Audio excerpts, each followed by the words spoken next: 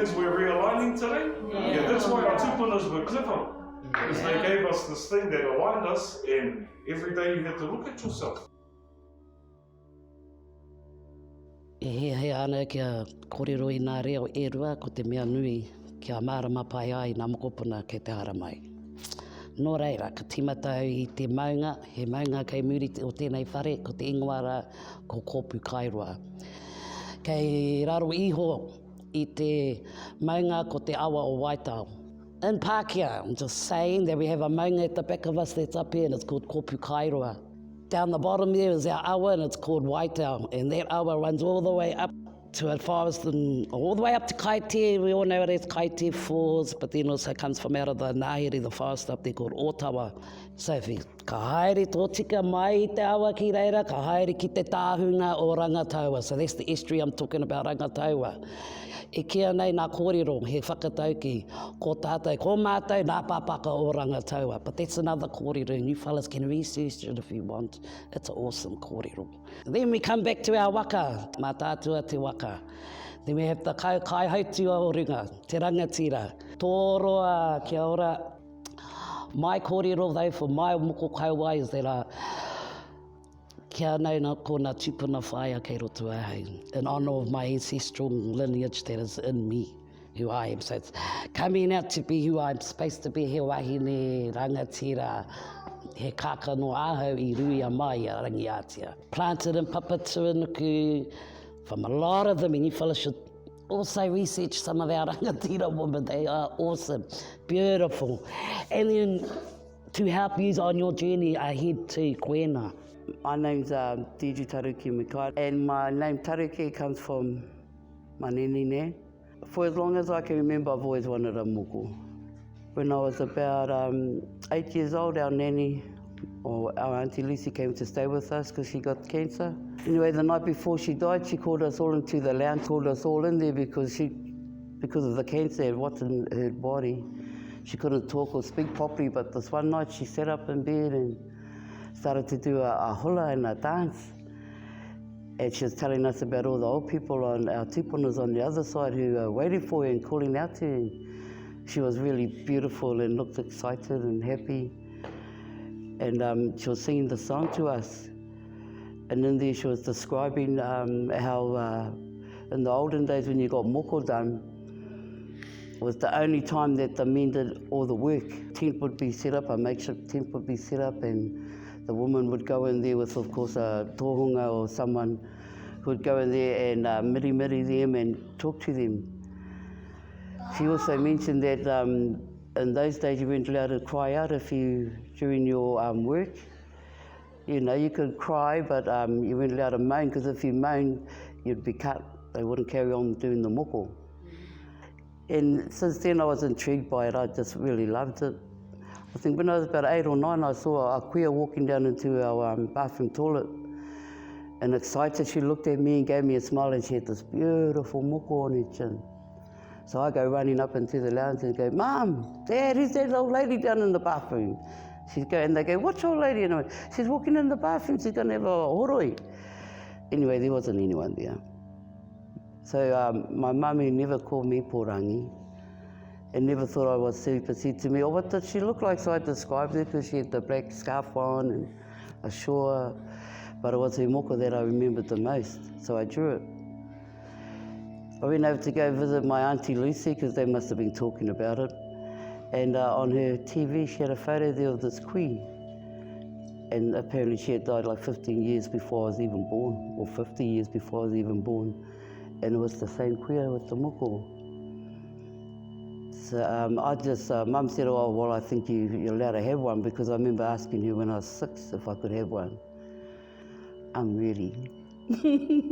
My name is Dawn Rata Mikaere. I was born in Matapihi, under a kōwhai tree at the break of dawn. I just made that up. And this journey I'm wanting to take, I'm at this age now where I do want it, and I'm very excited about it. I'm looking forward to it, surrounded by all this love. All the whanau here, some of my mokos, the ones that could make it. And I want my kids and my mokos everybody else to see. I am so proud to be Māori. I've been asked, am I Asian? I've honestly lost the reo, but I haven't lost my identity. And I'm so very proud to be a Māori. Kia ora, my name's Moana Hinamoa Beach. I'm the third child of Teresa. She's also the third child. My mum passed away about 27 years ago from cancer. It's still fresh in my mind. I wanted to do my mokowai. I've always wanted one. Find that I'm a strong woman, and I wanted to show the others in my family if they want to do it, do it. So kia ora, my name is Jasmine Lee Henamo Ngāpui Martin. As a care and protection social worker for the past 5 years, working in an organisation dealing with children's abuse and neglect, and I've seen a lot, worked a lot with a lot of families with whanau, hapu, iwi, to get the best solutions for our tamariki, especially Māori and kia. And so to get a moko kauai is, for me, it's like a transformation from being a girl and raised in the Pākehā world and fully immersing me to being the woman that I am destined and always have been. By having my whakapapa on me, on my face, will be a constant reminder that I am forever guarded and protected. And my services to my whānau, my kids, and also to my whānau hapu and iwi. That's what our tupunas were actually bringing that inner you out. Wow. And showing you that this is really you. Wow. Yeah, so be you. Doing it this way, you're actually whakapapa and being to atua. This is the main of atua, what we're doing here today. E katua ke ki rungara whiti ki taua e tamatu ue a ki te uru ue a ki te tonga hiki nuku i ki rangi arara ka ngaru e toia ki te au maranga kia whakarongo e taku kiri te ki hini o te rehutai he atua i te tini ki te pō hei taki te ara kia tangaroa he atua i te tini, i te pō, e koko ia e ara e. That's the power of the Moko is if you believe in it and if you carry that with you all, and when you're reborn, you set your huarei, how you want to go on from there. Kei a koutou, it's totally up to you. We all came down to Tauranga Moana, to whetū, to tautoko my mother, my aunties, the cousin, to my mother anyway, to Dawn, how proud I am of you. I'm glad that you got your moko done. I just want to let everyone know how proud I am of her. I love her so much. Even my aunties as well. My auntie Pepe, she's my second mother. She brought me up as well. But yeah, to my auntie Pepe as well. I love you, my auntie. To my auntie Shah, you all look beautiful. Moana, Jazz, my cousin Jazz. It's really incredible. We travelled up, me and my whānau, my Nga Uri and Luke, travelled up from Dunedin for this because we really felt like this was going to be an important part in the history of our whānau.